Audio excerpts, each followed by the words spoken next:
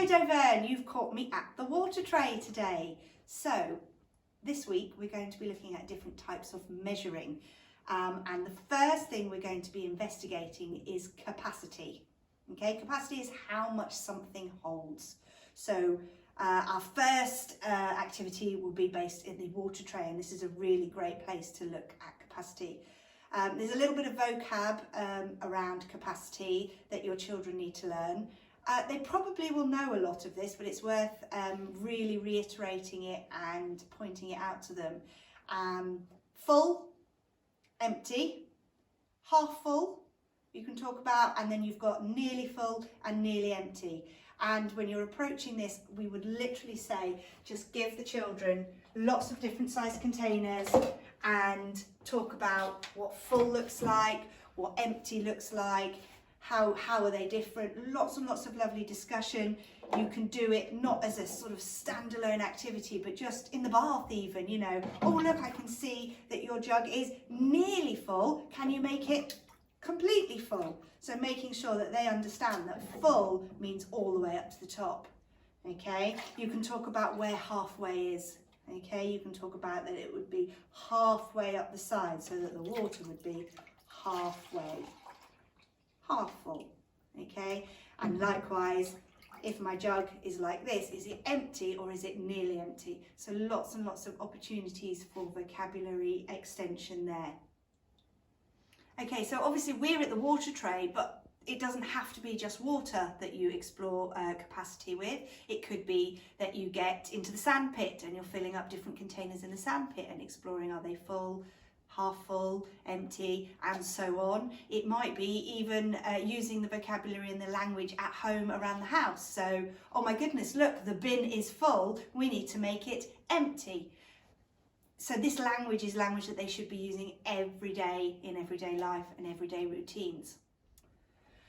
Okay, so like I said, give your children lots and lots of different size containers, let them explore, get in the water, get busy with them, and just the language that comes out of it would be great.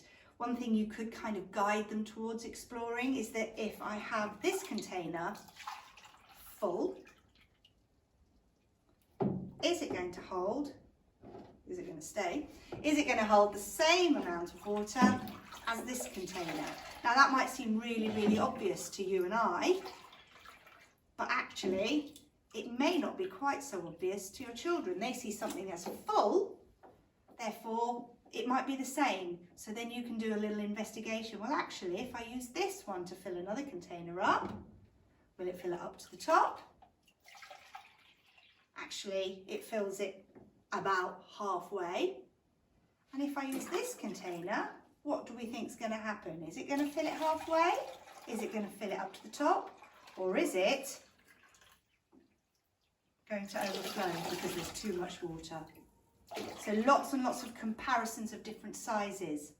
Another common misconception that you might have is children see that a taller container holds more than a shorter container. They don't notice that this one is wider and therefore it may still hold more. They think, oh, this one comes up higher, so therefore it's taller. It's like if you're a taller child, that means you're older. That's a misconception that an awful lot of children have. So something else that's really good to explore with them is if you can find a tall, skinny container and a shorter, fat container, wider container, and see then the discussion that you can have around, actually, even though this one is taller, when I pour it into here, it's not going to fill it up. But let the children get in there, let them get in and investigate and see if you can prompt them by asking them some questions. There's not really much more I'm going to say about capacity at the moment. Get out there, get them exploring. It doesn't have to be measuring jugs. We're not interested in if they can read the measurement on the side. What we're interested in is if they can describe what they can see and if they can reason around, you know, what difference does it make, what different size I've got. It could be a yogurt pot, it could be a bucket, it could be any sorts of containers that you've got at home.